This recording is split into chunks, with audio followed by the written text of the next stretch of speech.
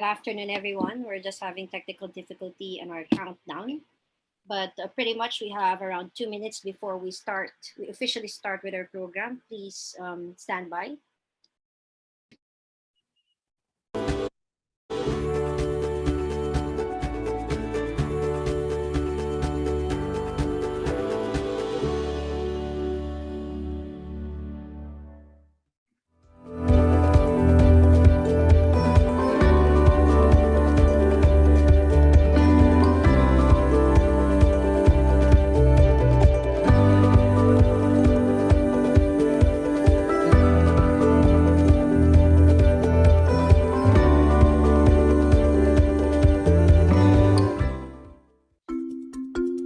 Before we can have a home, we must first build a house. One with a strong roof, sturdy walls, and good floors. But before we can build a house, we must first earn the money for it. Through hard work, of course. Through years and years of overtime. Through promotions and numerous job well-dones. And for some, through blood, sweat, and tears. How long should one wait, though? With the National Home Mortgage Finance Corporation, not too long. Because it should never take too long. The National Home Mortgage Finance Corporation, or NHMFC, is the pioneer in the development of secondary home mortgage markets. Created in 1977, NHMFC was envisioned to increase the availability of affordable housing loans. It was created to give Filipino banks and developers the resources to build the homes Filipinos need. Countless Filipino homes. Homes they will share for generations to come. Through NHMFC's unique way of converting mortgages into marketable securities, funds for housing increase throughout the years. So having a house that's truly yours happens faster, especially now with innovative programs such as HLRPP and Bahay Bonds 1 and 2. Through these creative offerings and a commitment to constant improvements, our vision becomes a reality. To be able to provide funds to home borrowers in a timely manner at reasonable terms, so that roofs can be built, those walls can be put up, floors can be installed, and memories can finally be shared. Stories can be told, laughter can abound, love can grow, and families can flourish. Indeed, we are your partners in making that dream house a reality, because every Filipino deserves a house. The National Home Mortgage Finance Corporation. Every Filipino deserves a home, and it shouldn't have to take too long.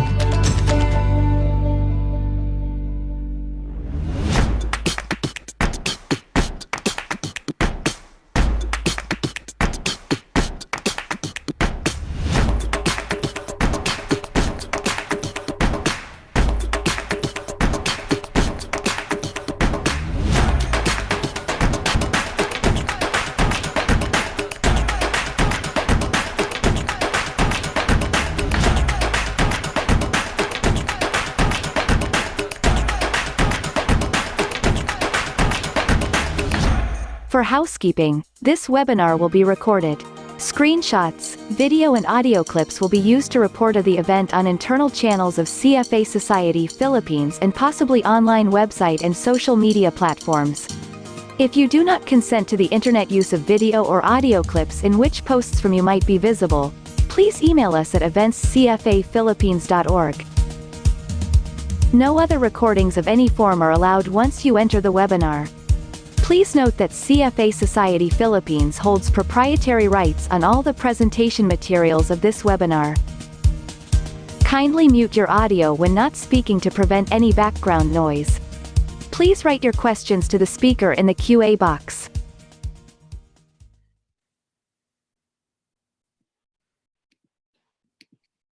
Good afternoon, everyone. Actually, good evening, everyone. Welcome to the Checking and Reviewing a Financial Model webinar.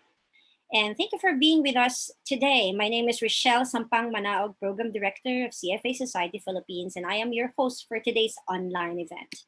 And we'd like to take this opportunity to recognize our annual corporate sponsors, Platinum sponsor, National Home Mortgage Finance Corporation, Bronze sponsor, Seoul Philippines Incorporated, and we'd also like to thank our partner organization, Shareholders Association of the Philippines.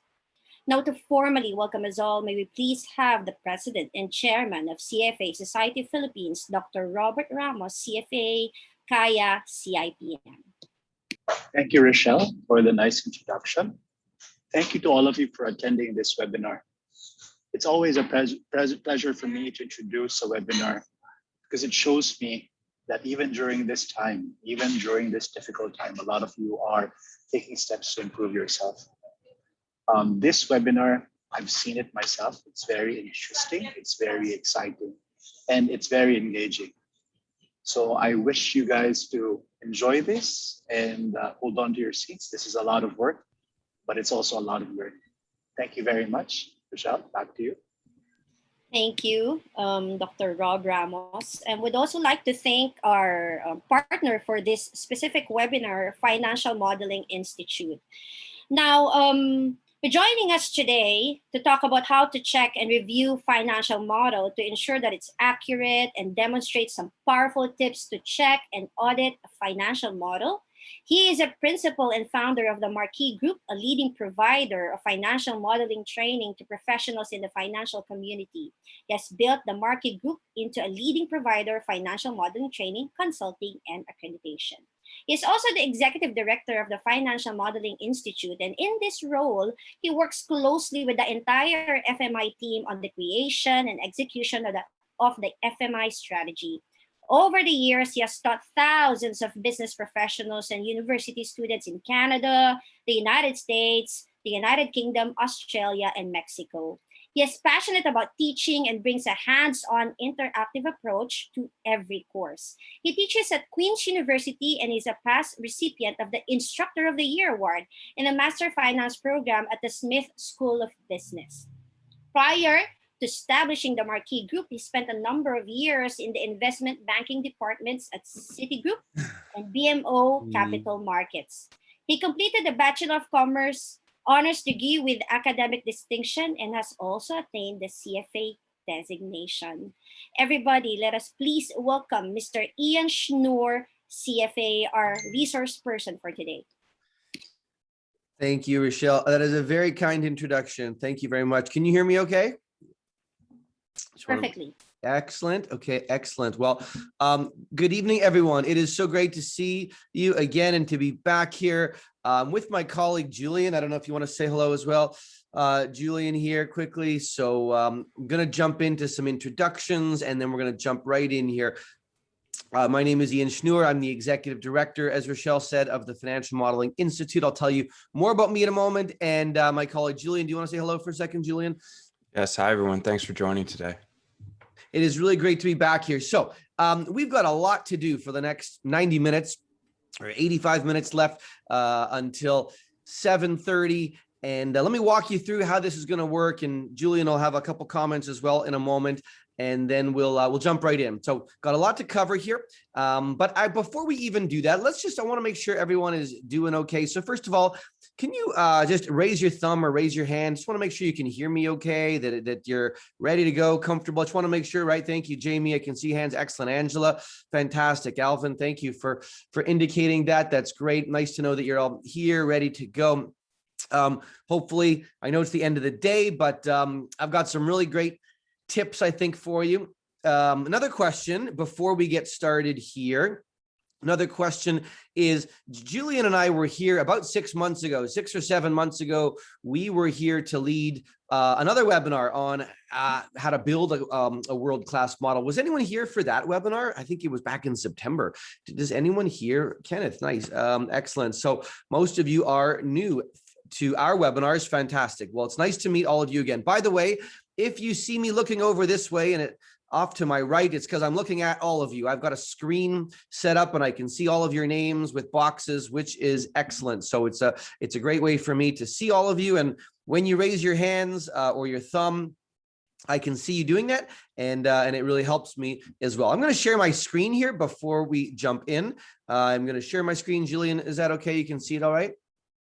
Yeah, we can see it. You can see it all right? Okay, excellent. Let me just get my setup here ready and we will jump in. I've got about 5 minutes of some introduction comments and then we'll jump right into the content and the material and we will go. So just quickly to give you a sense of timing here, we've got about 5 minutes of some introductions. Then the webinar itself is going to be around 60 or 70 minutes. It'll take till around 15 past 7, quarter past 7. Then I'm going to leave around 10 or 15 minutes for questions at the end.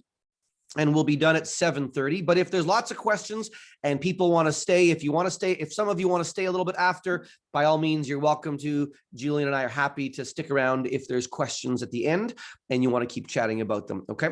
So let's then jump in here. So a little bit more about us in the FMI. So as Rochelle mentioned, she told you my bio. Yeah, I started my career in banking, and then for about 20 years ago, I started a business called the Marquee Group, which is a training business. We train bankers and business students all over the world in financial modeling, in valuation, in technical skills, in Excel skills, data science. We're based here in Toronto, Canada. Has anyone been to Toronto? How many of you have been here to Toronto? Anyone been here before? No hands going up. Anybody know anybody in Toronto? Anyone know someone in Canada, Toronto? Okay, maybe not.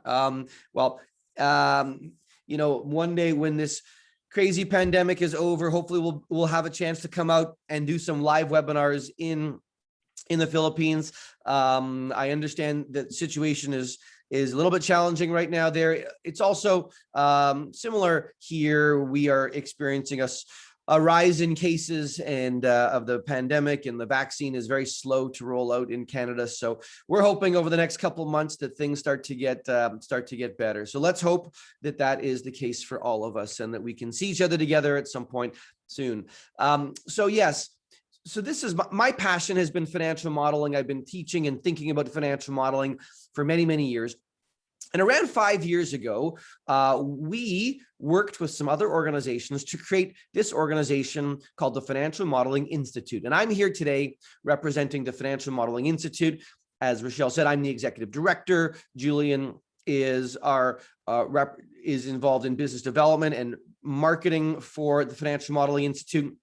And our goal and our job at the FMI is to provide testing and accreditation in the field of financial modeling. We realized that there was no way in the world for people to prove that they had strong modeling skills. So we went off and built this. At this point, we are up, the Financial Modeling Institute offers exams all over the world. We used to have the exams in person, just like the CFA exams. But last year, because of COVID, we moved all the exams to be virtual exams. I've got a slide here. We moved all the exams to be virtual, which has actually worked out really, really well. So now people write from home, still with a proctor on camera, but comfortable from their own home. And the exam is 4 times a year over Zoom with a proctor. And the last one was just this past weekend. And we had people from the Philippines writing it. I think we had people from 45 countries writing the exam. And Julian, did you want to talk about what we're doing here just for 1 minute and then we're going to jump right into the content here. Sure. You mean just in terms of in what you need to write the virtual exams? Yeah, what you need and what the partnership that we have with the CFA Society in the Philippines. Yeah, absolutely. So the CFA Institute has been very supportive of our business. They've done a survey of the different financial modeling offerings available, and they found that ours was the only one that truly tested your ability to build a financial model. All our exams are practical. You're actually working in Excel to build a model, and as a result, we manually grade each exam. So someone who achieves an FMI designation is truly a modeler of significant caliber. I myself hold the AFM designation. It was a ton of fun, and it tests your ability to build integrated financial statements, all 3 statements. So it's a great designation. And yes, the CFA Institute has been very supportive.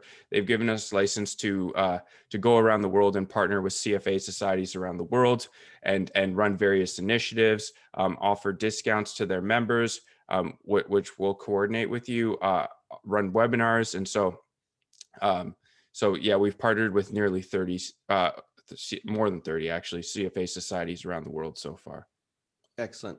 Thanks, Julian. And I believe that we have a promotion. If anyone's interested, let us know for a discount. If people are interested, let us know. But when the webinar is over, we're going to send out these slides and you'll have a chance to take a look at the slides. At the back, there's a bunch of information about the FMI, how it works, what we're doing. And you are welcome to take a look at that on your own and let us know if you have any questions. You can follow us on social media if you want to know what we're up to. Where our whole purpose is to elevate people's financial modeling skills all over the world. Yeah, the CFA Institute told us that the #1 request of CFA charter holders around the world and candidates is to add financial modeling to the CFA curriculum, but they can't. It's not possible to add modeling to the CFA curriculum. So they were very pleased to know that we're out here helping to test people's modeling skills. And what we're doing is we've got a webinar series that we're leading. Topic 1 is on skills to build a world-class model. And today's topic is on skills to check and review a financial model. And I'm going to share with you some of my favorite tips and topics starting now on how to properly check and review a financial model to make sure that it's actually working. And that's going to be our plan here for today. And we're going to jump in right now into that specific topic. So I've got a bunch of questions here and I'm going to start off. I'm going to go into my slides here. And I'm also have an Excel spreadsheet that I'm going to share. I'm going to look over at you guys. And my first question is, how many of you have ever had to check a financial model or somebody else's financial model? Raise your hands if you ever had to check a financial model in Excel that you didn't build. Has anyone had to do that before? Surely you have. Just raise your hands if you've ever. Yeah, I can see that. Thank you, Kenneth and Alvin, right? Fantastic. You've had to check and look at someone else's spreadsheet model. Sure. Now let me ask you another question. Let me ask you a question. Was it fun? Is it fun to have to check somebody else's financial model? I usually get a lot less hands going up now. Yes, thank you. It's not very fun, is it? It's really not very fun to have to check somebody else's spreadsheet model. Why? Well, let me go here and I'm going to put some notes. By the way, I'm going to keep some notes as well on my screen in Excel. And when the webinar is over, we'll send these notes over so you'll have access to them as well. So skills to check a financial model, what I'm going to say is it's a very, very common need. It's a very common requirement. If you're working with models, one day you're going to have to look at someone else's model, but it's not very fun. I will put a note here that says it's often very stressful actually to look at someone else's model. Why? Because if you ever have to look at somebody else's financial model, what's happening is you're being asked to take ownership of that model. If your boss ever says, hey, can you please check someone else's financial model? What they're really saying is, I want you to take ownership of that model. Because if something ever goes wrong with that model, if we ever discover an error, it's going to be your fault, not the person who built the model. If you ever look at someone's model and you say, yeah, it looks pretty good, I think it's fine, then you have actually agreed to take ownership without realizing that you agreed to that. So my strong recommendation, guys, is this. If someone ever asks you to check someone else's model, just say, no, thank you. I don't do that. That's not my task. I just build models. I don't check them. No, I'm just kidding. You can't do that. If you ever need to check someone's model, you're going to have to check it. So my job, what I want to help you do is learn some critical, powerful tools and skills to find errors. And I'll put a note here that says, if you ever have to look at someone's model, I would say the best thing to happen is that you find mistakes. Because if you find some mistakes in someone else's model, then it's not going to get attached to you. If you can come back and say, you know what, I found a few errors, I found some mistakes and I spent a couple hours, then people will realize that it needs to be fixed. It needs to be proved. The problem you'll have is if you bless it. If you say, yeah, looks pretty good, and you don't find the mistakes, then there's going to be an issue. So what are we going to go through today? So the goals for today's webinar, I want to show you two things. We're going to talk about some skills to check a model. That's going to be the majority. The majority of today's webinar is I'm going to show you some really powerful tools and skills to check and review another person's spreadsheet. I'm also going to talk about a process to check a model, a process to properly check and review to help you do it in an organized, methodical way. How many of you guys, a minute ago, I asked who has checked models. How many of you build models, or how many of you have built some financial models in Excel before of companies? Raise your hands for me, please, if you've ever done some building of models, right? Thank you. Robert, anyone else? How many of you else have built financial models? So some of you have, right? Joel, thank you. I can see some hands going up. Well, regardless of where you're at, we're going to look today at a model, how to properly check it, and a process as well. And so let's do that. I'm going to jump into my slides here on page 9. So why would you ever have to check a model?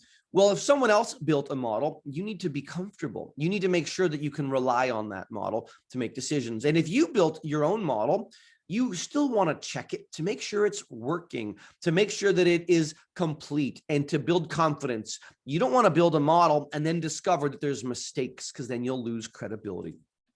So I have a list of some of my favorite top 10 skills to check a model. I'm going to review most of these today.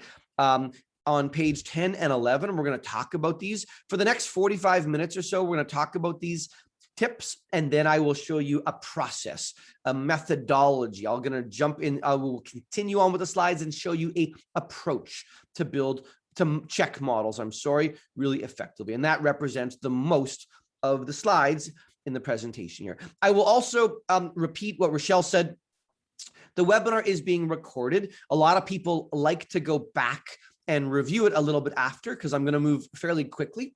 But if you do have questions, we can talk about your questions towards the end. Okay, so let's do this. I'm going to start with here some tips to check a model. And before I get into the tips, let me just show you a model that we are going to look at here today. This model, by the way, is available on the FMI website. It's a sample model for a company called the Henderson Manufacturing Company.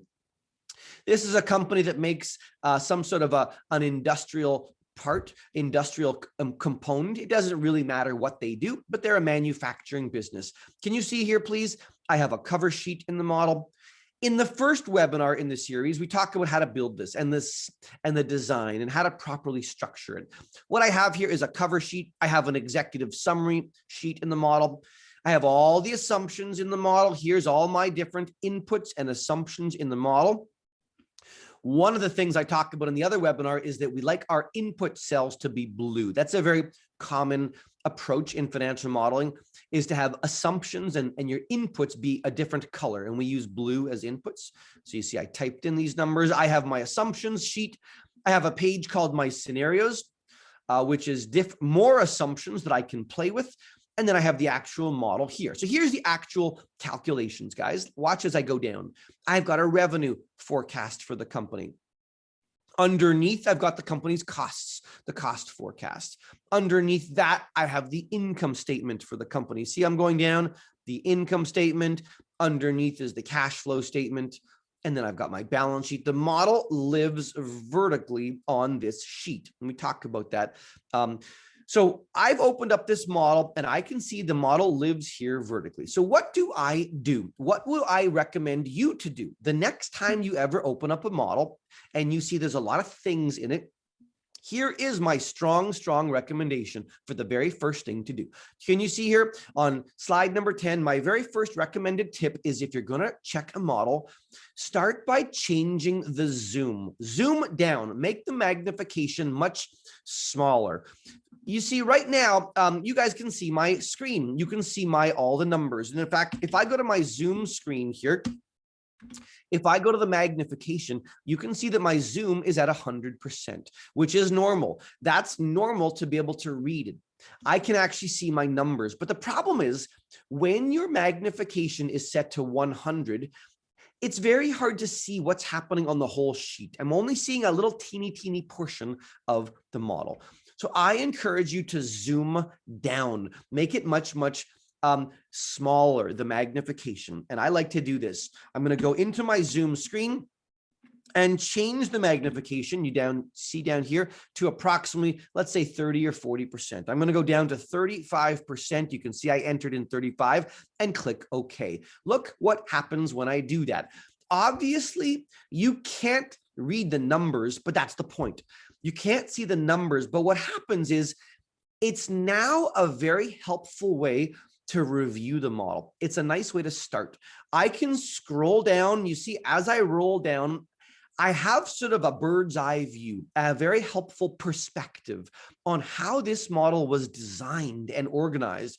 And I can appreciate now how the model builder pulled everything together. It's a really nice way to start looking at a model just like this. You want to make sure you can't read any of the numbers, because if you can't read them, then you can really see. Now, by the way, I'll talk about this more in a second. So the first thing I said is to check a model is to zoom down, right? Make it smaller. I'm going to say IE, let me just do it in a second row here. I'll say IE to, let's say 30% or 40%. You probably never thought about looking at an Excel spreadsheet so small, but it's very helpful. And I'm going to show you why it's very helpful in a moment.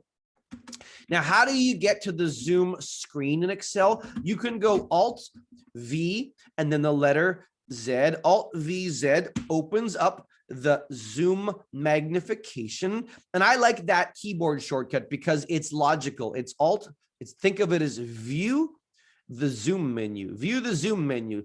Now, and that's what I use. Now, it is a bit of an old-fashioned shortcut. If you want to know the current version of that, you probably all know that when you press the Alt key on your keyboard, Alt, it opens up all these letters.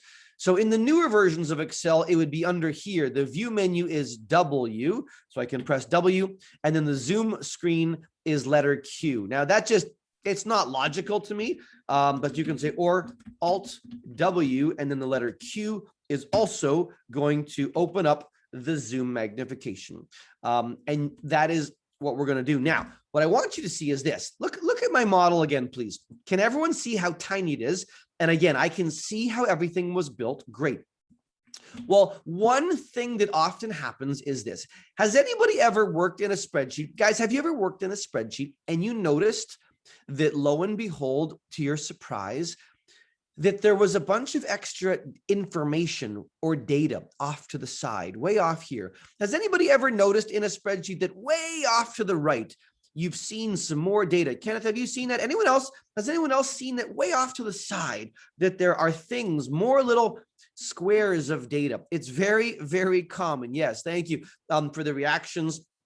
I can see that. And you're like, whoa, what is going on here? Why are there little pieces of spreadsheet way off to the side? When you zoom down, you can see, you have a perspective and you can see if there's any other calculations off to the side.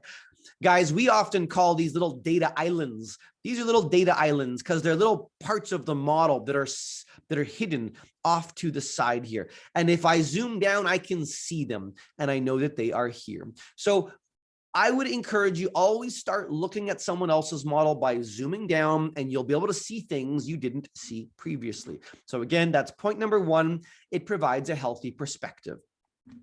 Now, the next thing I want to ask question is this.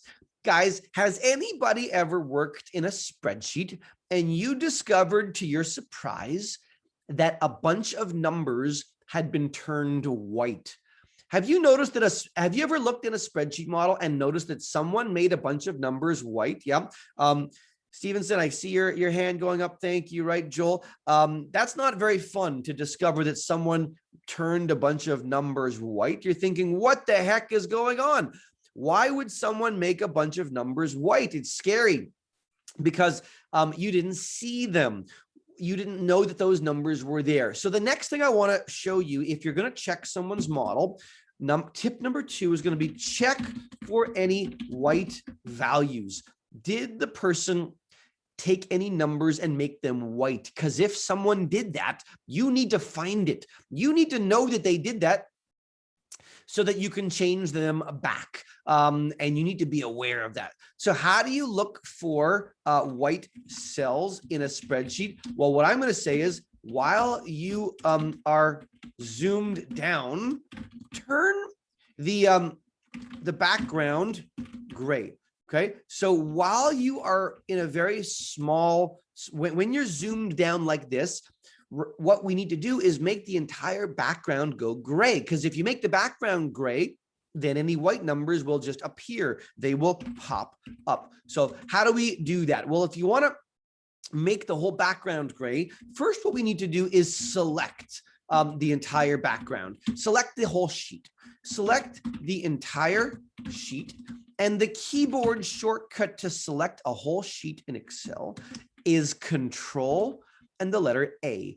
Control and the letter A selects the entire sheet just like this. So what I'm going to do is I'm going to go back to the model and I'm going to press Control and the letter A. It made my entire background gray. Now I'm going to tell you, if you are using an old version of Excel, if you're using Excel 2016 or earlier, just doing this by selecting the sheet will indicate if there are any white numbers. But in the newer versions of Excel, and I'm using the newer version of Excel 365, that doesn't work anymore. So if I select my sheet like I did here, I'll select it, Control A. It doesn't light up any white values. I needed to make one more step, but that's okay.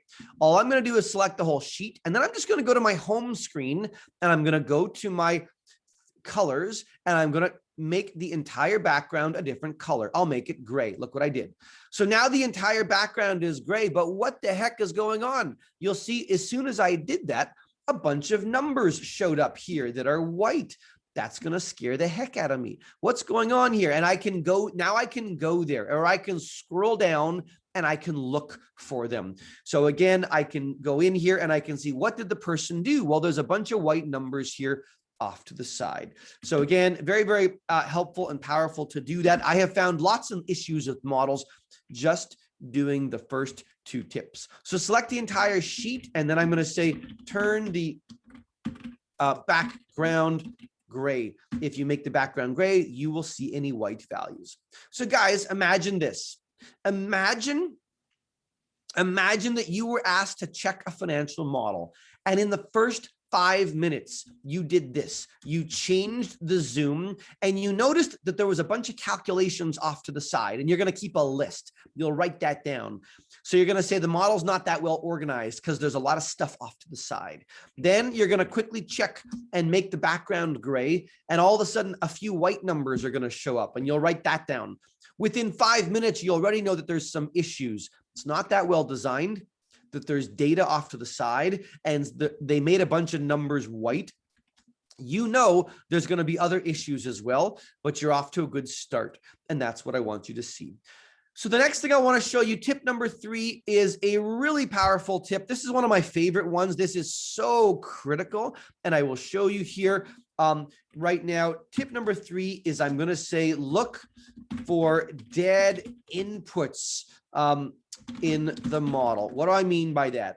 I want to look for dead inputs in a sheet and make sure that if there are any there, I can find them. What am I talking about? Well, let me go back to a normal magnification here and show you. Do you remember a minute ago, guys? A minute ago, I told you that on my assumption sheet, all the numbers are blue. Blue numbers in a spreadsheet means that they are data inputs. I typed it in. So this number here for capital expenditures is blue. That means it's not a formula. Somebody entered that number. It's an input. That's okay. That's good. I know that. I can see it's a blue number. That means someone must have typed that number into a cell. No problem.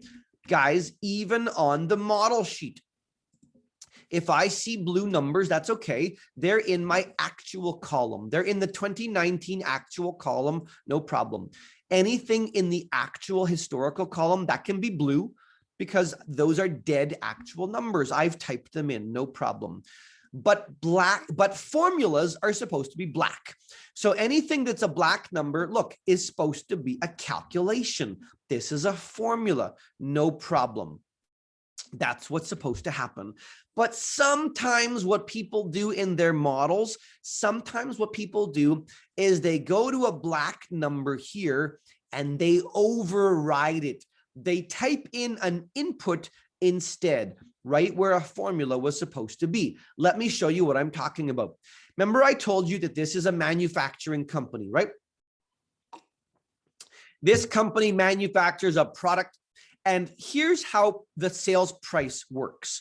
This is how the sales price works for my company, okay? There's a gross sales price. So this company has a gross selling price. In our case, it's $800 for one unit, and it moves up and down a little bit. So in 2022, we think the gross selling price is going to be $825. But then the company has to subtract the freight and warehousing charges because they have to store it and ship it.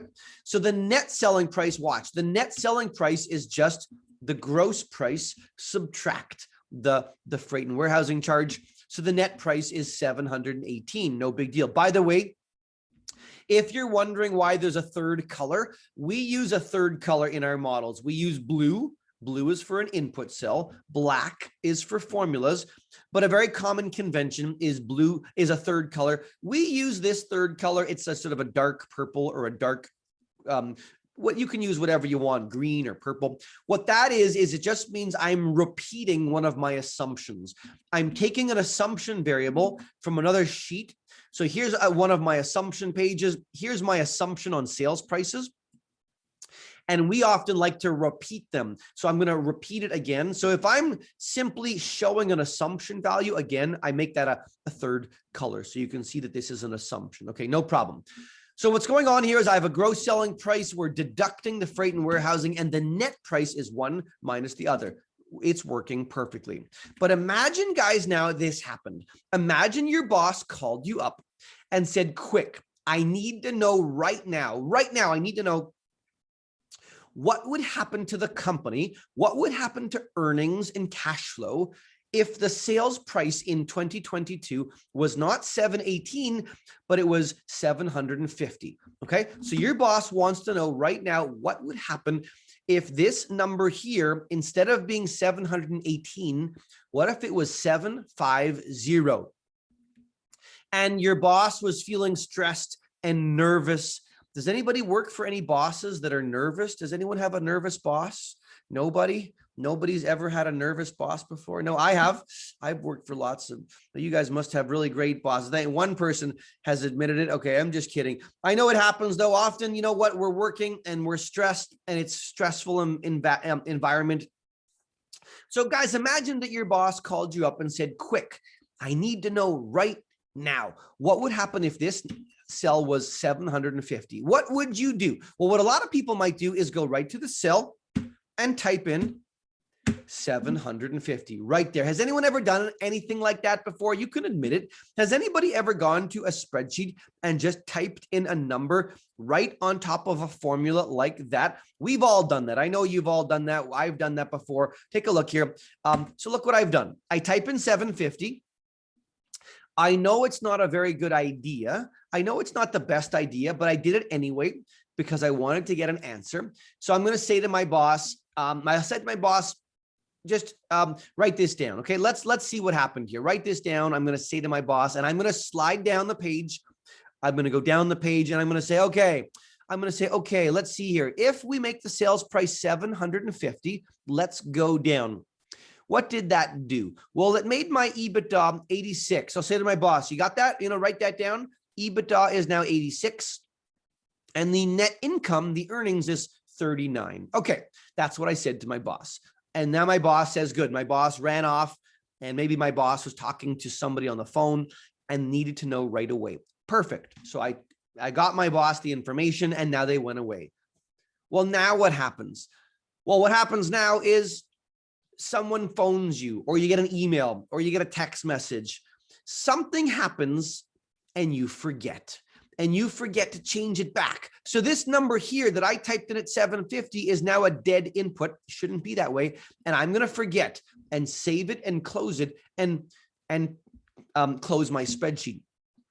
And guys, as far as I'm concerned, this spreadsheet model is now ruined. It's completely ruined because I have a number here. You can see it. It's a dead input, but I wouldn't know that. If I open up the model right now, I wouldn't know that this is a dead number. It looks like it's supposed to be a formula because it's black. So it's so critical. I want to show you such a powerful skill. If you ever look at someone else's spreadsheet model, you need to be able to find any dead inputs in a cell like that. And the good news is there's an excellent feature in Excel to do that. So what are we going to do? To look for dead inputs in a model, what we're going to do is we're going to press the F5 key on the keyboard. So take a look. The F5 key is the go-to key. Everybody knows that. If I go back to my model, watch. If I press F5, it opens up the go-to screen. Many people know that F5 is go-to. That's fine. But what you probably did not see before is this button here. Look where my cursor is, please. There's a button that says special. Watch what happens when you say go to and then special. It opens up the new screen, says go to special. Now, I don't know why they called it that. Seems like a silly name to call it the special. These are all the special places you can go. Well, the one we want to go to, guys, is this one here. It says go to special constants. I want to click on the one that says constants. Watch, please, what happens when I say go to special and then click constants. Look what it does. It highlights every single cell in the whole sheet that was entered as a dead input. And you'll see it's highlighting the historical data. That's okay. That's no problem. But it's also highlighting this cell, the 750. Now that's going to scare the heck out of me. When I realize that there's a number here that was typed in as an input, I'm going to say, what the heck is going on? Why is this number a dead input? That shouldn't be that way. And now look, I can scroll down and quickly look to see any dead inputs.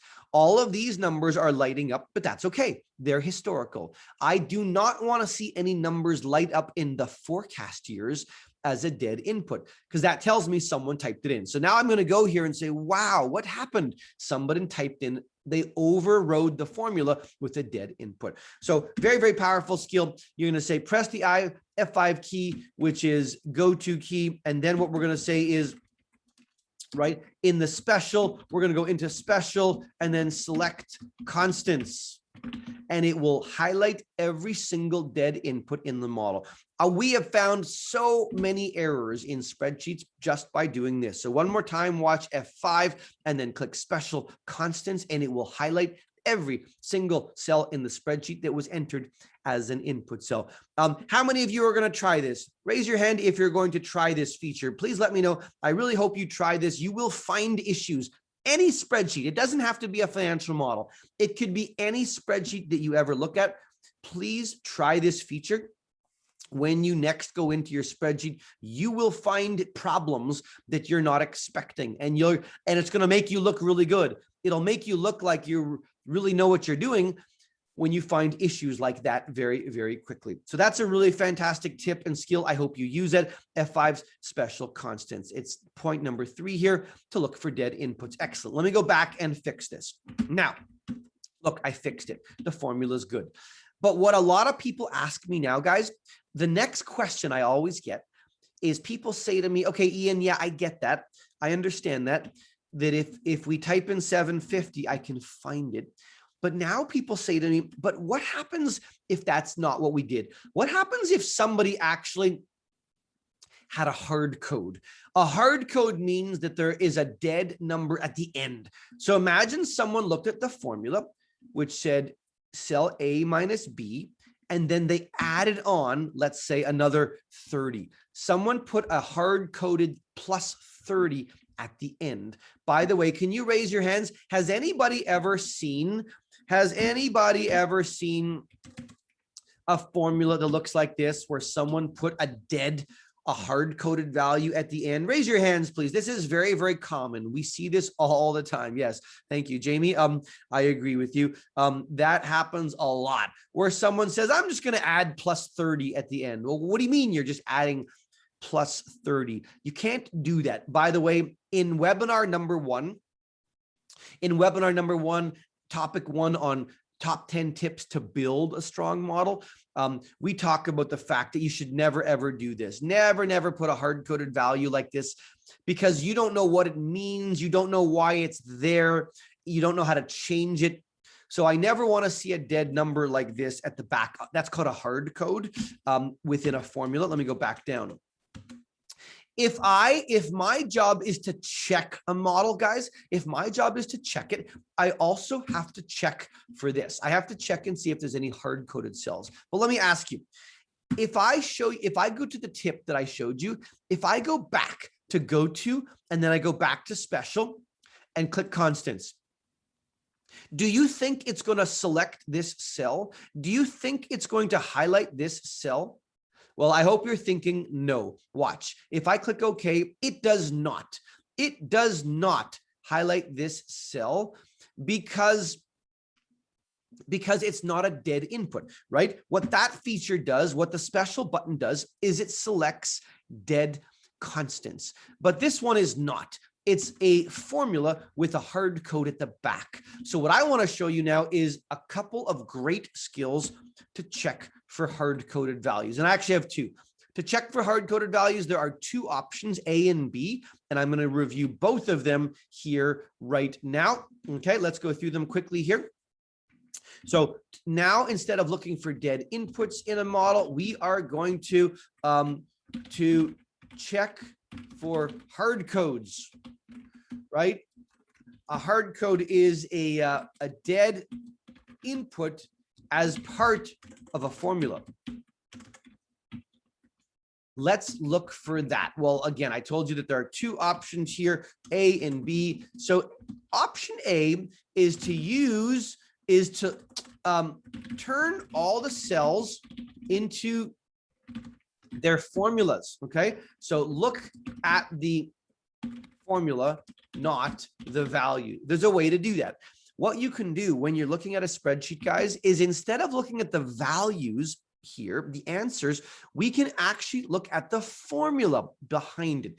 And the way to do that is to you can use the control and on my keyboard shortcut, on my keystroke, it's this little tiny apostrophe, just like this. But let me show you also where it lives on the menu. You're going to go to formulas here. We are going to say formulas here. Where did it go? No, maybe I want to actually go here to, yeah, formulas. And then here it is, show formulas here. So you can see, look at the keyboard shortcut shows when I hover over it, it says show formulas, and then that keyboard shortcut control and that little backslash. So it's going to be Alt, where my Alt M, formulas is the M, Alt M and then H. So you can do this, or I'm going to say Alt M and then the letter H. Watch what happens, please, guys. If I go Alt M and then the letter H, what happens is it suddenly displays all of the formulas in a cell instead of the answers. So it's actually a very, very helpful way to look at a model. I really encourage you, always look at your spreadsheets for a minute like this, and then just scroll down. Just scroll down. You're not going to find all the mistakes this way. You're not going to find everything, but take a look. I'm on the income statement right now. And when I'm on the income statement, just look down here. You can see everything looks like a proper formula. Everything looks like a simple link or a formula. I can't see any problems just looking at this. However, if I'm back up on the revenue schedule at the top here, I might notice, if I'm paying attention, I might notice, wait a second, what's going on? I might notice that, hang on a second, this cell has a plus 30 at the very end of it. And if there are a lot of cells that have plus 20, plus 30, you will start to see them. So I encourage you to look at formulas and then go down. If there's a lot of issues, you will start to see them, I promise you. So that's what we do. And again, if you want to use the keyboard shortcut, it's the little apostrophe. On many keyboards, it often lives right underneath the escape key. So the control plus H, right? I'll say this key often, this one here, this one often lives underneath the escape key in the top left corner of the keyboard. It might not on yours, but that's often where it lives. But if it doesn't work that way, just use Alt-MH to go into the formulas, show formulas. Okay, so that's one nice skill to use, but I'm going to show you an even better one. Okay, I'm going to show you an even better tool here.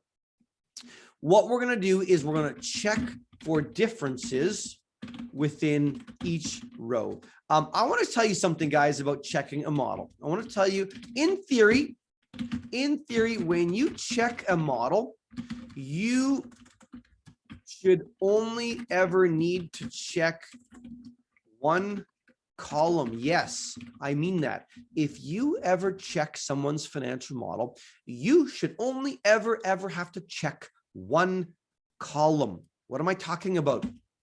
Take a look here. Does everyone see I have a 5-year model? This is a 5-year model. By the way, has anybody ever built or had to look at a model that was longer, that was really long? Has anyone ever seen a forecast model that was, let's say, 20 years? 20 years or 30 years. Have you ever seen, right, Kenneth? You've seen really long models before, right, Joel? Thank you. Some industries, people build long models for natural resource companies or infrastructure businesses. Sometimes we build very long forecasts.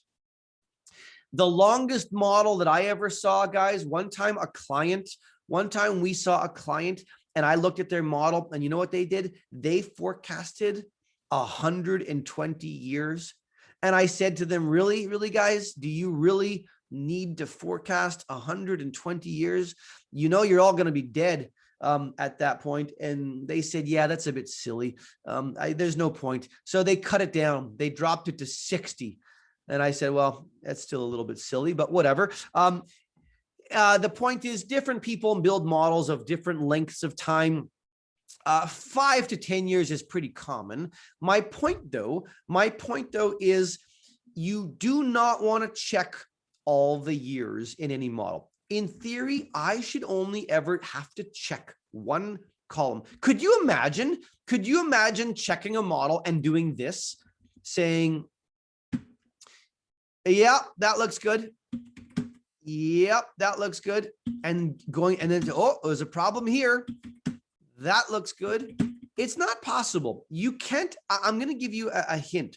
You can't actually check manually every single cell in a model. There's too much. It's not possible. It's too time consuming. You should only ever need to check one column. And why am I saying that you only need to check one column? Because if the model builder did a really good job, what did they do? Well, what the model builder did, if they did a good job, is they built one column and then they copied everything to the right. What we do is you build a formula and then you copy it over. You build a formula and you copy it over. You build another formula and you copy it over. That's how we build models. Build something, copy it. Build something, copy it over. So here's what I would like to know. What I would like to know is if I check the first one and I like the first one, if this formula is good, I have a question. And my question is, are the rest of the cells the same? Are the rest of the formulas the same? Meaning, did the model builder build it and copy to the right? Because if they simply copied it to the right, I don't have to check them. I know they're all the same. Well, here's the good news. There's a fantastic keyboard shortcut to do this. And what we can do is, in theory, you should only need to check one column, right? The model builder should have built a formula and copied it to the right. That's what they should have done. So the keyboard shortcut, what we're going to do is we're going to do this. So I'm going to say check one formula. Then what we do is select the entire row and then use this keyboard shortcut, Control and the backslash key, Control and the backslash key, just like this. Now, if that keyboard shortcut is not working, then I'll show you another way to do this. But on mine, the backslash key is near the Enter key on the right, right? It is going to be near the Enter key on the right side of the keyboard. So watch, please, what happens. Again, I'll show you another way in a moment. If you don't see that on your keyboards, watch this and I'll show you another way. So look what I'm going to do. I'm going to select it. Does everyone see this? I like this formula. That's a good formula. I'm going to select the whole row. And now what I do is I press Control and the backslash, and look what it does. It goes to the one that was different. Let me show you one more time. I selected the whole row and I put Control backslash, and it's stopping on the one that's different. It knows that this one is different than the first one. And I can say, what's going on here? And I realize that there's a plus 30. Watch this. What if this one had a plus 30 and this one had a plus 5? Okay, this one had a plus 5 just like that. Look what happens now. If I select the first one and I say, yep, that's good, and I select the whole row and I go Control and the backslash, look what it does now. It stops on both of them. And if I tab, it tells me both of these are different than the first one. This is so powerful because now I know that there's issues. So even if you have a model that has 20 years or 30 years, if you check the first one, you literally just select the whole row and press Control and the backslash, and it will show you any formulas where there's a difference. So if someone has a hard code like this, it will stop on it. Okay.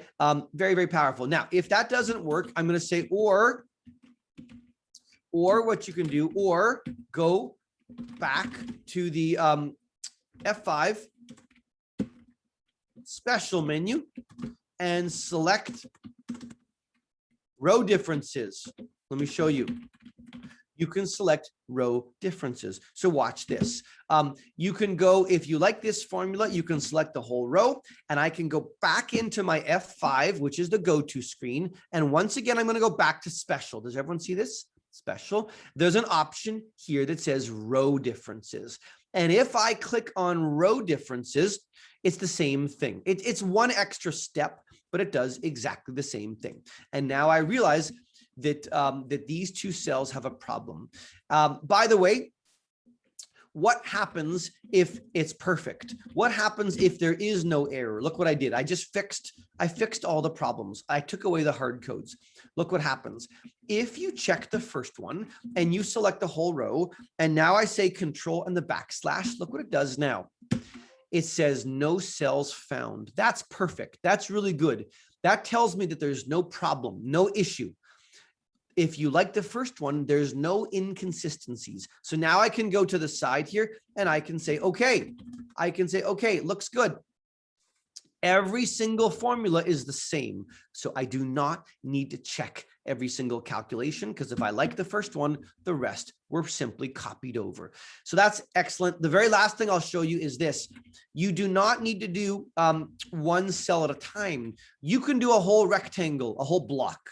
So I'm going to put a note here that says you can check an entire block of cells, got to spell properly, of cells at the same time. You can check an entire block of cells at the same time. So look, watch this, guys. Imagine, I'll make it a bit bigger here. Okay, let's go back into the model. Let's imagine that there's a cell here that had a +5 at the end, and this one had a +10, and this one had a +1. I'm just going to add in some hard codes. I just had a bunch of problems I added. Let's pretend I was checking this section. I want to check this section of the model. And I said, yep, this formula looks good. That's good. I'm going to go down. That looks good. This one looks good. I'm just checking this formula quickly. Yep, that looks good. This looks good. And this looks good. Okay, that's good. So what I just did is I just checked all of these cells. They all look good. But now I want to select the whole rectangle. Well, if you like all of these and you select the whole rectangle, if I press Control and the backslash one more time, it treats each row separately. So it's telling me that in the first row, this cell is different than the first one. In the second row, this cell is different than the first one. It realizes that each time, and I can now see, yeah, okay, there's a problem here and there's a problem here. You get the idea, and I can fix it.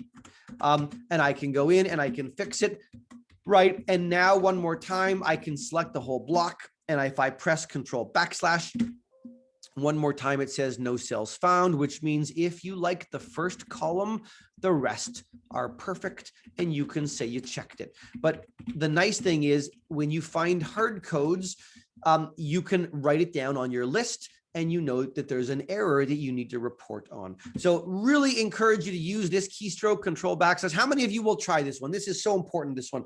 Will you try it? How many of you will try this? Please try this technique, right? You can raise your hand if you're going to use it. I really hope you do. It's such an important feature. And it's a great, great way to look for problems within a cell, within a spreadsheet. Okay, so that one is great there. I've got two more here, and then I'm going to get into the methodology. So we've looked at how to find errors in a model. I want to now go back into my slides here. Okay, and I'm going to look quickly at 5 and 6. I just wanted you to see where we're at.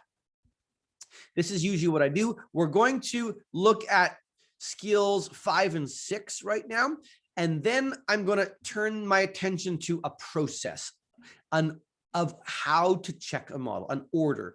Okay. And then we'll finish up on a couple tips, and it's 7 o'clock now. So in about 15 or 20 minutes, I'm going to stop and take some questions. If you've got questions, again, you're welcome to add them into the chat board. Julian is keeping track of questions. So if you have questions, please just jot them down and we'll discuss them when we are finished. Okay. So let's now go through to the next one. What I want to show you now is my favorite. This is one of my favorite keyboard shortcuts to navigate within a model. I want to show this one to you right now. So we went through points number all the way through points 4. Let's talk now about tip number 5. This is a powerful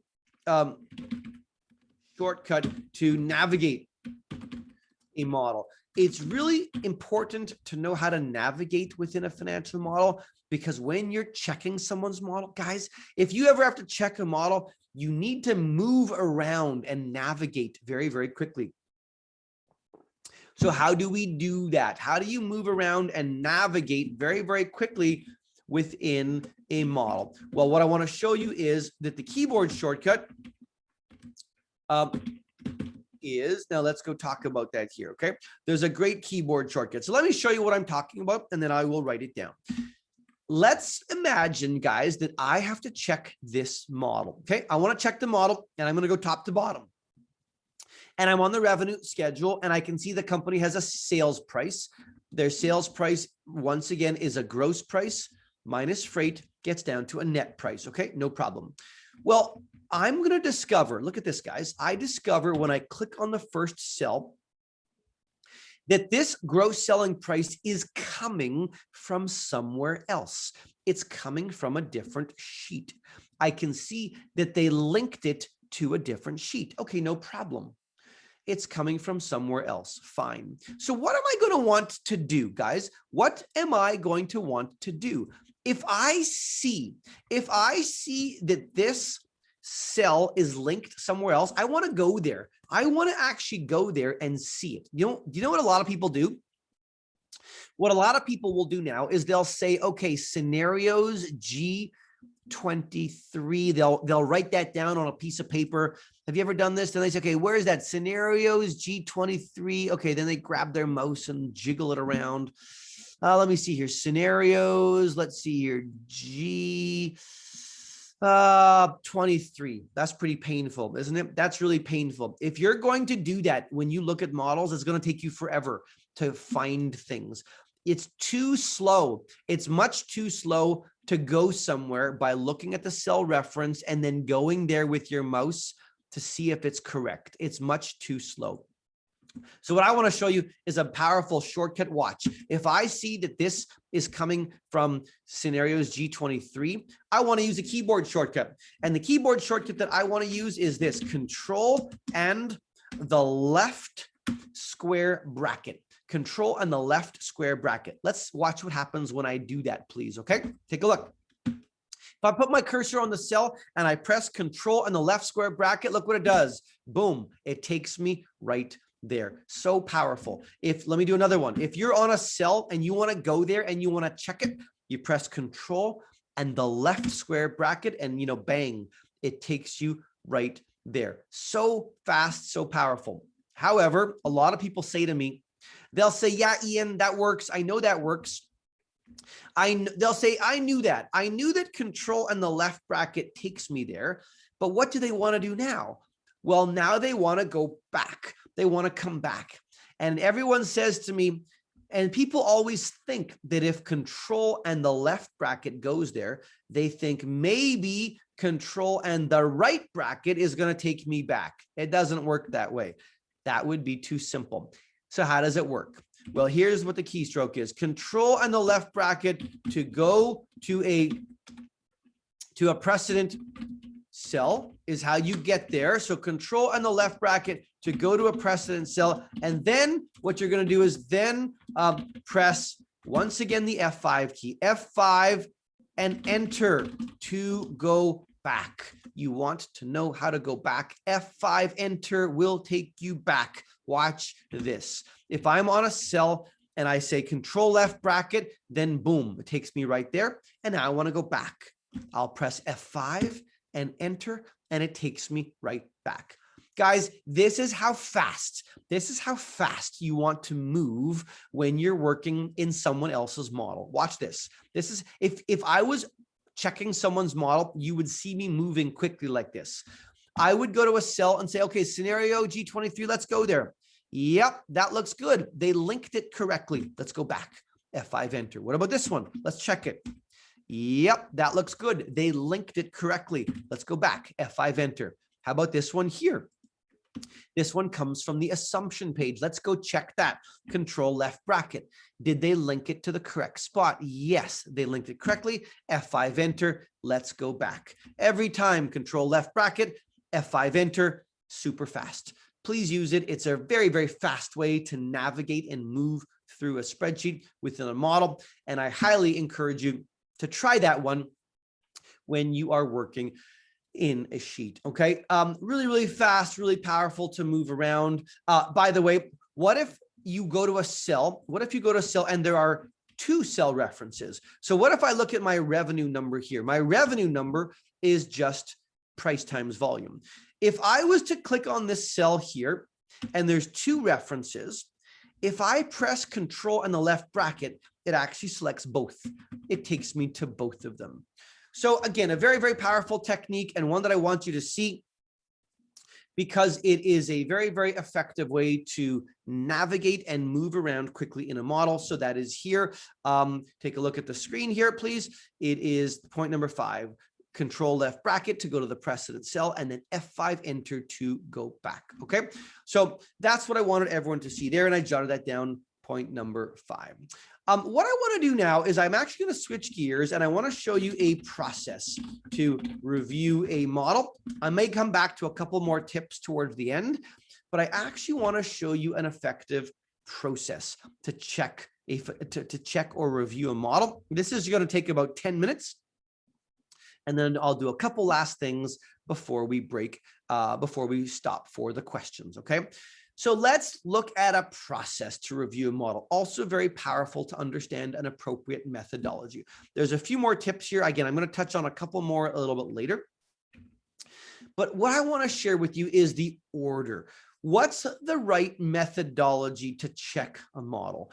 Well, before I tell you that, before I tell you the right order to check a model, let's talk about the optimal order to build a model. The optimal model build order, right? The optimal order to build a model looks like this. You build models by making a plan to plan the model, and then you make your assumption page and the scenarios, and then you build the financial statements. You build your financial statements and you build schedules that calculate the numbers for the statements, and then we repeat. We go and we repeat this until all the schedules and all the financial statements are done. So if I look at the model here, if I go in the model, if I was building this model, the first thing I would probably do is build my cover page, and then I would build the assumption page. I would enter all the assumptions, and I would build a scenario page, and then I would start building up the model. By building up all my calculations, I would build a revenue schedule and I calculate the revenues, and then I calculate all the operating costs on a cost schedule. And what we talk about in the first webinar is you build a schedule, and once you have the answer to a schedule, you link it into your financial statements. So the last thing I do is once I have my revenue number, I can go to my income statement and I can link it up. So after I build my revenue schedule, I link it into my income statement. My income statement links to the schedules. That's a very common order to build a model. What my recommendation here is, if you want to check someone's model, do it in reverse order. I would strongly encourage you, when you want to check a model, to go backwards. Do it in reverse.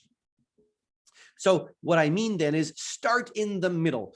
So my strong recommendation is that the order, I will say that the optimal order to check a model is often to do it in reverse order to how you built it. Okay, so what I strongly encourage you to do is, I often like to start on the financial statements and work back. Start in the financial statements and then work back until you end up on the assumptions. So let's take a look here at the slides. So what I would strongly encourage you, and by the way, every time you check a row and you think it's okay, write the word okay, because then you know you never need to come back and check it again. So here is the methodology that I recommend to check a financial model. Start on the financial statements and make sure all the calculations on the financial statements are correct. So as an example, let's start on the balance sheet. Okay, income statement, cash flow statement, balance sheet. Literally, guys, what I do is I want to make sure all the basic formulas are okay. So look at this, total assets. I'm going to check it. I'm going to check 1 year. And is it okay? Yes, that formula is good. That looks good. And then I want to check all of them. So I select the whole row and I'll use the keyboard shortcut that I showed you, Control and the backslash. Remember, I'll do this one, Control and the backslash key, to check if a row is consistent. So if I like this formula, I'll check the whole row and it says no cells found. So now you know if this one is correct, they all must be correct because the formula told me. By the way, guys, so often when I check simple formulas, I'll discover a little mistake. Like for instance, instead of it being like this, someone might have built the total current assets like this. They might have skipped a row by accident. Well, if they do that, the balance sheet's not going to balance. And very often, if a balance sheet's not balancing, it's just because they made a formula incorrect. Long-term assets, is that one correct? Yes, that formula is good. I can check the whole row, looks good. And my total assets, yeah, that also looks good. That is a good formula. Let's check the whole row. Yes, once again, Control backslash, and I can say I checked this row, it's perfect. I checked this row, it's perfect. And again, very simple. And it's amazing how often people make silly mistakes. As an example, does everyone see this on my balance sheet? I have my current liabilities, that one looks good. I have my long-term liabilities, that one looks good. And my total. People do silly things. They'll do their total liabilities, but accidentally they only grab the long-term and they forget to also include the short-term liabilities, something silly like that. And of course, then your balance sheet won't balance, but it's a very simple mistake. So I am going through here to quickly check, are my simple formulas working? Check a cell, confirm the row, and then mark OK. I do that on each statement. I do that on my cash flow statement. Is this the correct operating cash flow? Yes, that one is good. Check the whole row. It looks good. And I can indicate OK. I'll do that on my cash flow statement. I do that on the income statement every time. Looks good. Mark it OK. So that is the first tip. Start on the financial statements. Make sure all the calculations, the simple ones, are working. It's amazing how often you'll find errors just there. Then number 2 says, make sure that the financial statements are linking to the correct spot. So if I'm on the income statement, on my income statement, and I can see that the revenue, the gross revenue is coming from another sheet. It's coming from another schedule. It's coming from a calculation above on my revenue schedule. Let's go check this. So K26 if I roll up, it's being linked, it's linking to my revenue schedule above. And I can see it's linking, it looks like it's linking to the correct cell, right? It looks like they linked it correctly. So they linked it correctly. One more time, I'll press Control and the backslash. It says no cells found. So now I know that this is correct. Can I show you guys one of the most common errors in models is just bad links. People link things to the wrong year, to the wrong column. By the way, if I see that this cell is linking to a cell above K26, how do I go there very quickly? Well, if I want to go there very quickly, it's what I showed you earlier. It will be Control and the left square bracket. Oops. Because if I go Control and the left square bracket, if I click on this cell and now I press Control and the left square bracket, look what it does. It takes me right there. It jumps me right there. And I can say, yep, they linked it to the correct cell, gross revenue, and it's the correct year.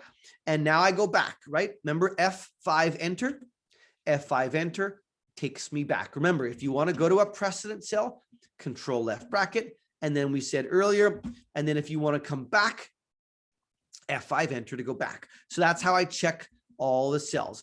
It looks good. Can I show you a very common error? Look what I did. I'm in column K and I linked to column K. Good.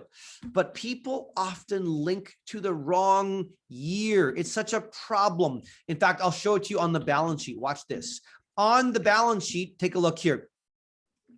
My accounts receivable, let's check it. My accounts receivable is linking down below to a cell that says K260. Let's go there really fast. I'll press Control and the left square bracket takes me there. Looks good. It's linking to the working capital schedule.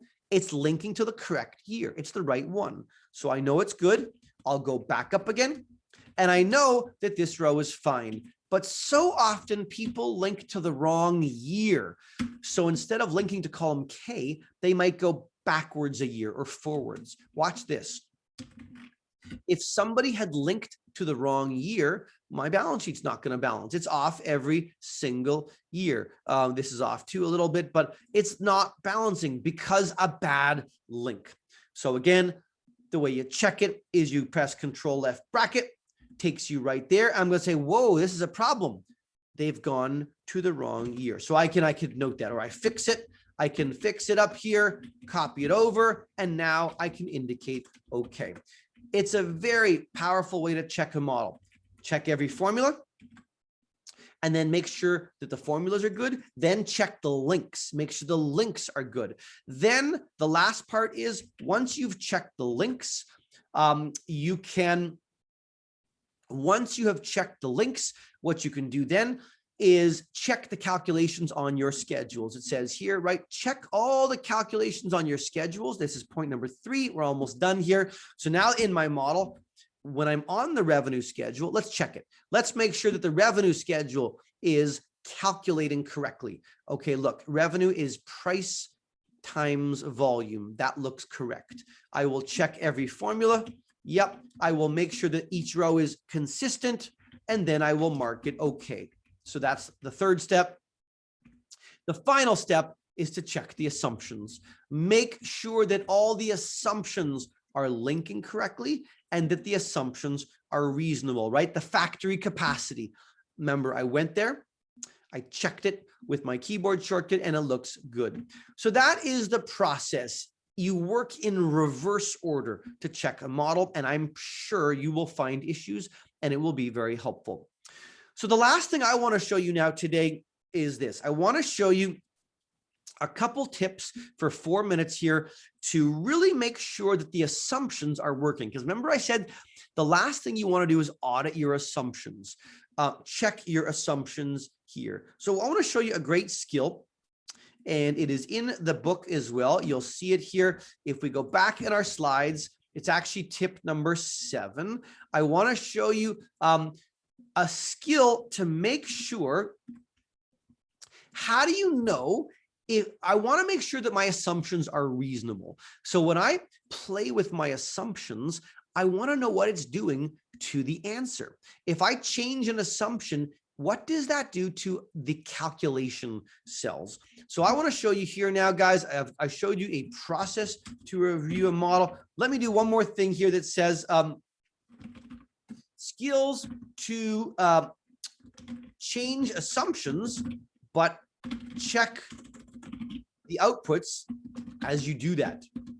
Right? What I mean is this: very often, very often, someone will say,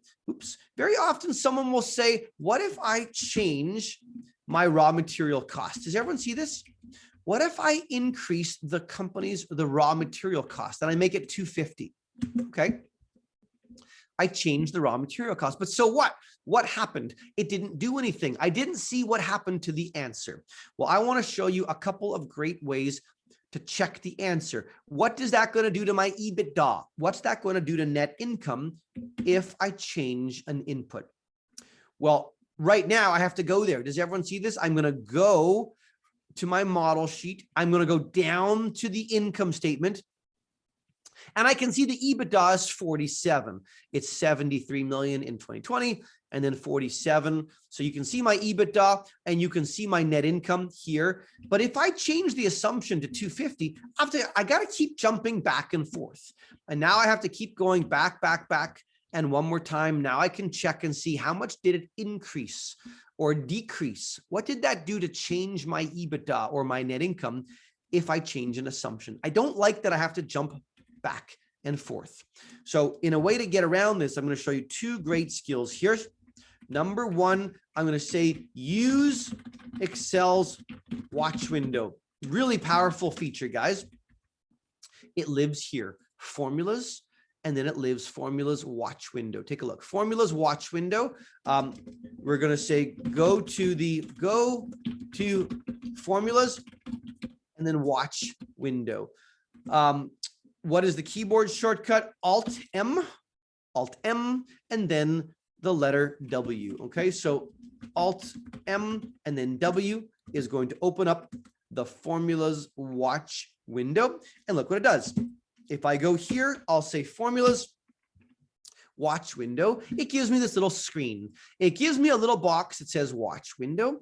And I'm going to click add watch. Take a look, add watch. And it says, what cells do you want to watch? I'm going to say on the model sheet, let's please watch a couple years of EBITDA. I selected some EBITDA cells and I click add. So now they live in this box. Let me add one more. I'm going to say add watch. And now I'm going to click on 3 years of net income like that. And I will also click add. So now you can see in my watch window box, take a look, guys. I have EBITDA and net income in the watch window. But the nice thing now is watch this. If I ever change my raw materials or any assumption and I make the raw material 250, take a look, please, inside the box here. All the numbers change. So I no longer have to jump around. I don't have to jump back and forth. If I change an input, I can see what's happening deep in the model by doing this. Who's going to try this? Will you raise your hand? This is such an important feature in spreadsheets. Raise your thumb or your hand.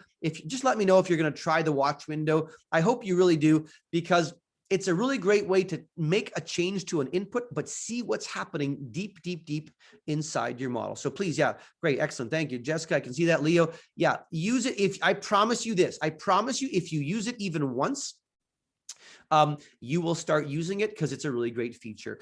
The last thing I'm going to show you here for 1 minute and then we'll stop is this. There is a really great feature here in Excel called the camera tool. Use Excel's camera tool. Believe it or not, there is you're thinking, I didn't know Excel had a camera in it. You may not have known that because you need to activate it.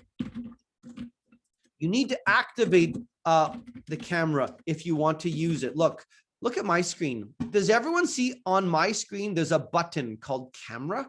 I activated it. You have a camera. You just didn't know that you had a camera. Where you need to go is you need to go to the tools options menu. Okay. So you have to go to the, file options. Watch this. I'll do it quickly. You You can always come back and watch the video again of this recording if you want to see it again, but you're going to go File, and then I'm going to say Options, okay? File, Options, and you need to go to the Quick Access toolbar. You've all been here probably. You go to File, Options, Quick Access toolbar, and I'm going to click on All Commands, okay? I'm going to say All Commands. What it does is it lists every single command in Excel. There are hundreds. You probably never saw most of them because most of them do not live in the menus. I want to click the camera option. Here's camera, and then add it. And if you add it, it will live in your quick access toolbar. So you're going to click add and move it to the right. File options we go to, and then you go to the quick access toolbar, right? You'll say quick access toolbar, and then activate the camera. And it's really simple. Watch this. As soon as you've got the camera button on your screen, watch what happens. You can go in. Let's imagine I want to take a picture of my income statement. Guys, watch this. I can select my income statement. Look what I did. I selected my income statement. And then all you do is click the camera button and it takes a picture of it. Watch. It took a picture of my camera. It took a picture of my income statement and it sort of selected it. Now watch. All I'm going to do now is go back to my assumption page, and I'm very carefully just going to click off to the side, and look what it does. It pasted a picture. Now I have a picture of my income statement off to the side. But this is not a dead picture. This is a live picture. Watch this. Because if I change my raw material cost one more time to $250, take a look, please, at the picture. When I press enter, it all changed. It's dynamic. It's a dynamic snapshot of something in the model. And nobody knows this exists because they didn't realize that it lived deep, deep inside the features tool. But it's there and it's a great tool. So it's a nice way to help you check assumptions in your model, because when you check the assumptions, you want to know what it does to the calculations. So guys, those are some tips. It took a couple minutes longer. We're a few minutes over, but I do want to leave some time for questions. First of all, I want to thank all of you for being here. Julian's going to join me now, and we're going to take a few questions. Again, I'm happy to stick around for an extra few minutes if you have, if there's more questions. But as we wrap up, remember, we're going to send out all my notes. You're going to get the notes. You're going to get the presentation. Again, please feel free to follow us on LinkedIn so you know what we're up to. But my promise to you is this. My promise to you is that if you look at someone else's spreadsheet and you go through all the features that I've showed you today, you will find errors, you will find mistakes, and it'll make you look really good because people will realize that you can figure out where there's some problems and issues. Okay. So Julian, do we have some questions we should take here before we wrap up? Yes, we absolutely do. So our first question comes from Ken, and they ask, is there a way to check if a particular cell is being referred to by another cell or formula? This is very common in infrastructure. Yeah. Is a cell being referred to by another cell? So is it directly being used? So Ken, I suspect that you're familiar with this feature. It's funny, I didn't even mention it. One of the features that we use to check models, and you'll see this on the list, is Excel's formula auditing tools. That's not my favorite, not my all-time favorite, because it's why I have it as number 10. It works, the formula auditing, it's just a bit slow. So if you ever want to know if one cell is being used in another one, you want to know where is it going. So what we do is we'll look at this. I want to look for precedence and dependence. So I want to know, where is my revenue cell going? Where does the revenue cell actually go? Well, to do that, I can go to the formulas menu again and literally use the formula auditing tools here on the right. Can look for precedence and dependence, and you can click these buttons with your mouse, or you can use the keyboard shortcut, right? What I would like to do is go, I want to see, where does it go? So I'm going to say Alt and then M, formulas, and D for dependence. So Alt MD, and what it does is it lights up a blue arrow, and it shows you all the places it goes. So I can see here as I roll down that it's going into this cell here. Now, why do I say it's a bit clunky? Because what you can do is you can click if you want to really see where it goes, you got to double click on the line with your mouse, double click, and it will take you there. What about this? If I clicked on this cell and said, where is it coming from? I can go Alt M and look at precedence, which is the letter P, Alt M and the letter P. But what it does now is it lights up this arrow with a little box. And once again, I now have to double click with my mouse. And then I've got to go in this go-to box and once again, double click. It's just a bit slow. It works. It works. But if you want to know where is a certain cell going, then you want to use the dependence. And again, if you go Alt M D, it shows you where it goes. This one is not going anywhere. So it says this cell is not going anywhere. So that's what those are the only, there are some add-ins, Ken. There are also some additional third-party add-ins that do this more efficiently where you can use your keyboard.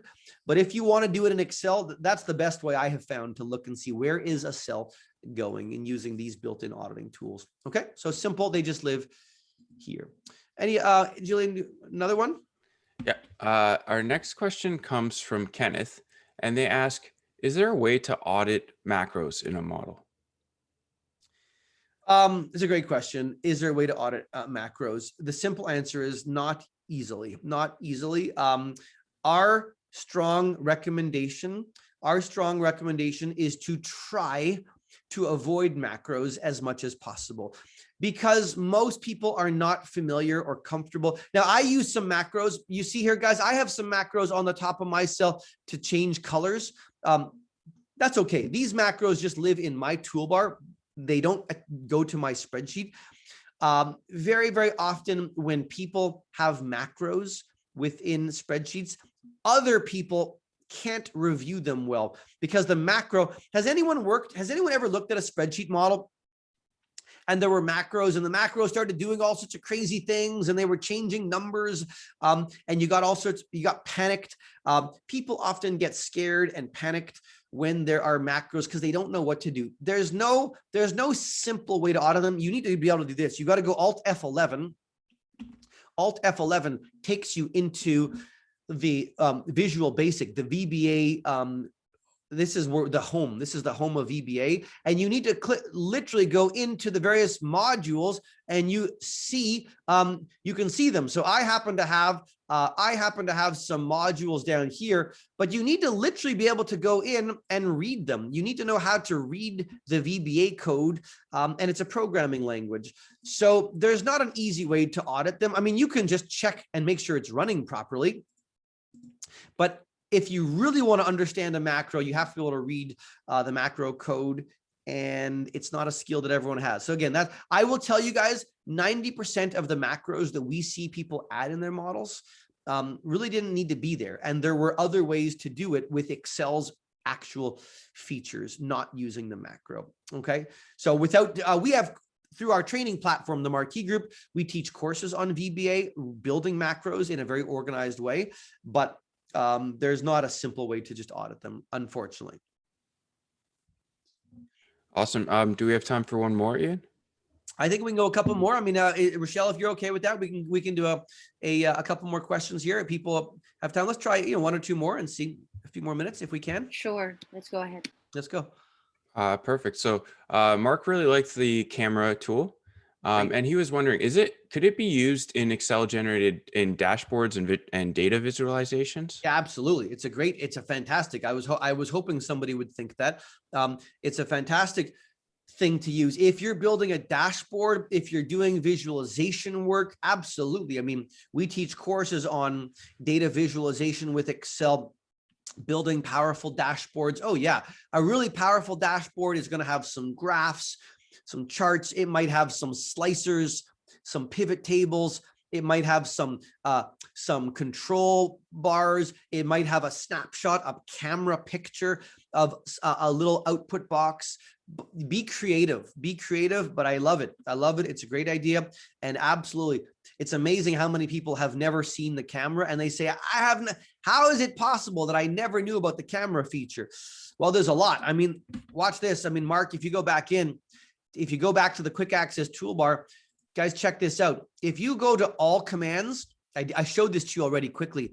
There are hundreds and hundreds of features in Excel that you never knew about because they're not on the menus. Things like a 3D map. Look at all these features in Excel that you've never seen before. Play with them. Go check it out. Go look at some of these things. There's lots and lots of things that nobody ever heard about because they live here. They're not actually on the menus, but they live in the feature list down below. Okay, so you'll see lots of fun stuff, including the camera. Absolutely. Great. So one or two more then?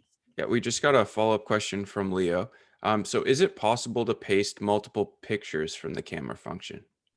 Oh yeah, sure. I mean, as soon as you paste a picture, sure. I mean, as soon as you paste one thing, right? If I want to paste this, I'm going to grab this. I'll take a picture of it. I'll stick it up here on my, I've got one. I'll do another one down here. So look what I've got. So now I have a picture of my income statement, and this is part of my revenue schedule here. Sure, you can do what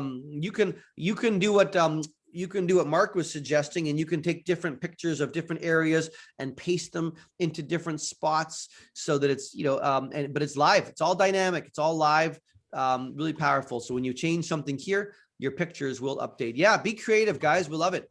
We encourage people to be creative and find interesting ways to communicate your data. Yeah, great idea. Those are good. Anything else there? It looks like that's it for today. Okay, well, amazing. So thank you, Julian, for helping with that. Thank you guys for being here and for asking questions. Most people have stuck around, which is awesome. I want to again thank the entire CFA Society of the Philippines for having us in. It's always fun to be here with you guys, specifically right to Rochelle, to Rob and the rest of your team and colleagues. A lot of fun to be here, and I hope people came away with some new tips and some skills. Wow, that's a powerful session we have there. I know people are thrilled to know about your tips and everything that you've taught today. And before we end the program, may we request everyone to turn your attention to the screen as we flash the QR code for our online evaluation form. This will only take 2 minutes. So kindly scan the QR code and fill out a short online evaluation form. All right, we'll give you some time to scan the QR code. And while you're scanning that QR code, thank you very much, Ian and Julian, Financial Modeling Institute. We hope to have you again in the near future. And for all of our participants, thank you for being with us today. We'll be providing video recording of the session. And please take time to fill out the short evaluation form that we have prepared for you. Again, we'd like to thank our sponsors, our platinum sponsor, National Home Mortgage Finance Corporation, bronze sponsor, COL Philippines, and our organization partner, Shareholders Association of the Philippines. This concludes our webinar. Julian and Ian will be sharing with you the summary of the evaluation report for today's webinar. And we'll also provide you with a copy of the recording of the session. Accept our sincerest appreciation for your time and effort, everyone, for participating in today's webinar. You keep safe and God bless. Thank you, everyone.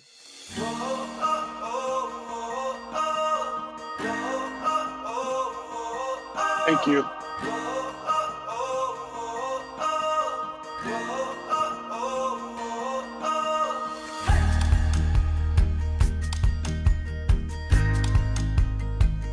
Hi, Janina. Hi, Billy.